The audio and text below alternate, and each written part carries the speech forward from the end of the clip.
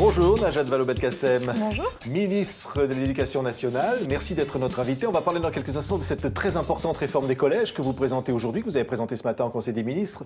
D'abord une réaction, une nouvelle fois, Christiane Taubira, la ministre de la Justice, était violemment attaquée. Le président de la République François Hollande a réagi. Un élu de droite dit qu'elle retourne à Cayenne puisqu'elle a toujours détesté la France et là-bas il y a le bagne. Qu'est-ce que vous dites à ces attaques ? Je rappelle d'abord à l'élu en question que Cayenne, c'est la France. Première chose. Et de manière générale, je trouve que Christiane Taubira est victime tout de même d'un lynchage de la part d'un certain nombre d'élus de droite qui devient très problématique. Il faut faire attention, mesurer la portée de nos paroles.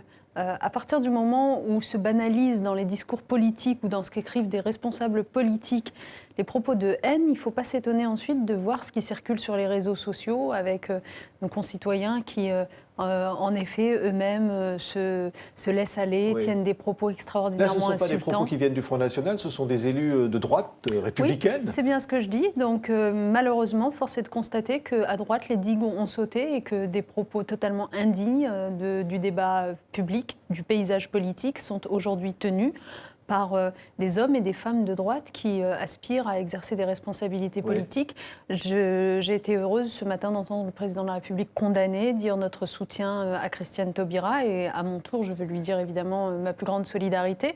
Mais je crois que nous devons nous ressaisir collectivement et j'en appelle aussi aux responsables politiques de droite qui doivent condamner ces propos, puisqu'il s'agit de leur famille politique en l'occurrence, qui doivent les condamner sans le moindre embâche. Ils ne condamnent pas assez ce genre de propos, vous le diriez ? Je pense qu'il faut faire entendre une voix forte. De la même façon qu'en ce moment, dans le cadre de la campagne départementale, le Premier ministre fait entendre une voix forte contre l'extrême droite. Qui dit qu'il a peur pour son pays, que Absolument. le pays se fracasse face à l'extrême droite. Rappelant qu'il n'y a rien d'anodin à voir l'extrême droite en effet progresser ainsi dans les urnes et dans les esprits dans notre pays, que ça n'est jamais arrivé à ce point-là par le passé depuis quelques décennies et qu'il ne faut pas renouer avec les vieux démons, que nous devons nous souvenir de ce qui fait sens, nos valeurs républicaines et rejeter ce repli, cette haine de l'autre qui est prônée par le Front National. De la même façon donc que le Premier ministre a raison de combattre fortement l'extrême droite, je crois que tous les responsables politiques aujourd'hui en France doivent s'élever contre les paroles de haine ou insultantes telles que celles que vit aujourd'hui Christiane Taubira et les refuser, les rejeter de toute leur force. Oui. Voilà, parce que sinon c'est la banalisation de ce type de propos. Et encore une fois, cette banalisation, on y assiste déjà sur les réseaux sociaux. Faut-il qu'à force de la normaliser au plan politique, elle devienne la norme demain et que chacun se prête à ce jeu ? Je crois que le moment est grave. Oui, on avait parlé beaucoup de l'esprit du 11 janvier, des manifestations après les attentats. On attend beaucoup de l'école, creuser des valeurs républicaines, où l'école a été mise en cause aussi dans un certain nombre de circonstances. Aujourd'hui, vous présentez une grande réforme des collèges en France, Najat Vallaud-Belkacem. Ça doit répondre finalement à ça. Finalement, l'école doit redevenir l'école des valeurs républicaines. L'école, elle doit remplir ses missions. Et quelle mission est-ce qu'elle a ? Elle a la mission de faire réussir les élèves en leur faisant acquérir des connaissances et des compétences qui leur seront fondamentales pour se projeter dans l'avenir, tout simplement. Et puis, elle a pour mission de transmettre des valeurs républicaines. On a beaucoup parlé de cette dimension-là au lendemain des attentats. La meilleure façon de transmettre des valeurs républicaines aux élèves, c'est aussi de les faire réussir. C'est de leur faire toucher du doigt que cette belle devise liberté, égalité, fraternité, mobilité sociale, c'est fait pour eux.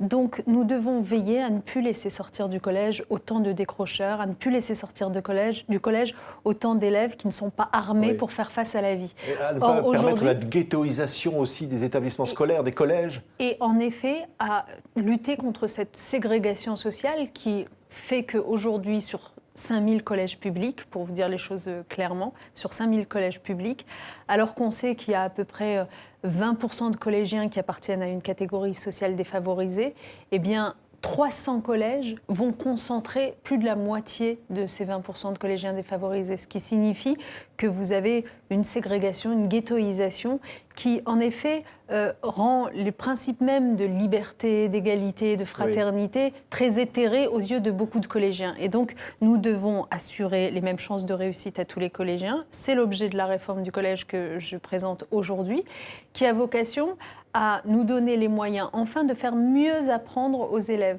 C'est-à-dire pas de se contenter de déverser des savoirs dans des matières comme c'est organisé aujourd'hui, le collège, en laissant les inégalités se creuser. On s'ennuie au collège. Aujourd'hui, tout le monde s'ennuie, les parents, les élèves. Absolument. Les élèves sont trop passifs au collège. Quand on compare la façon dont fonctionne notre collège français avec d'autres pays, on se rend compte qu'on n'y développe vraiment pas suffisamment l'aisance à l'oral, la capacité à travailler en groupe des élèves, la coopération.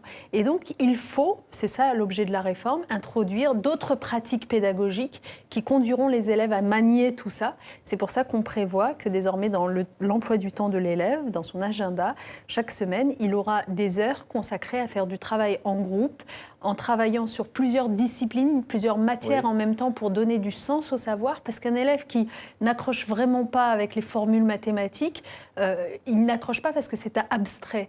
Si vous le faites travailler sur un projet concret, construire une maquette d'éolienne par exemple, en lui disant mais utilise tes formules abstraites de mathématiques, tu vas voir, tu vas y arriver, que vous mélangez ça avec la nécessité pour lui de faire un exposé oral pour expliquer ce qu'il vient de faire, vous lui faites travailler et son français et ses maths, mais d'une façon intéressante pour lui. Aujourd'hui, les élèves ont besoin d'autres compétences pour pouvoir s'insérer. Ils ont besoin, par exemple, des langues vivantes. On est mauvais en langue vivante. Ça veut dire une deuxième langue vivante dès la 5e. Oui, quand vous regardez nos résultats, il y a de quoi être préoccupé. Dans la dernière enquête TOEFL sur la pratique des langues par les jeunes Français, on arrive, la France, en 69e position sur 100 pays. Honnêtement, ce n'est pas normal. On pourrait faire beaucoup mieux. Donc, la langue vivante 1 sera, à partir de la rentrée 2016, enseignée dès le CP et la langue vivante 2 le sera dès la 5e. Et c'est important. Vous diriez, Najat Vallaud-Belkacem, pour conclure, l'enjeu c'était la jeunesse pour finalement le quinquennat de François Hollande. C'est ça finalement l'enjeu aujourd'hui de cette réforme? L'enjeu de cette réforme, c'est de faire réussir au mieux chaque collégien. Moi, vraiment, ce qui m'intéresse, c'est chaque individu. Je considère que les 3,5 millions de collégiens, ce n'est pas une masse indistincte, uniforme. Ce n'est pas vrai. Dans ces 3,5 millions de collégiens, vous avez tout autant d'individus différents, singuliers, pour lesquels j'ai la même ambition, la même exigence. C'est pour ça qu'il faut un collège unique avec le même niveau de connaissance pour tous les élèves, parce que je crois que tous sont dignes de passer par le collège et de préparer la suite. Mais au sein du collège, il faut qu'on adapte mieux notre enseignement à chacun d'entre eux pour le faire vraiment réussir. Merci beaucoup, Najat Vallaud-Belkacem, ministre de l'Éducation nationale, d'avoir été aujourd'hui notre invitée exceptionnelle sur TV5 Monde.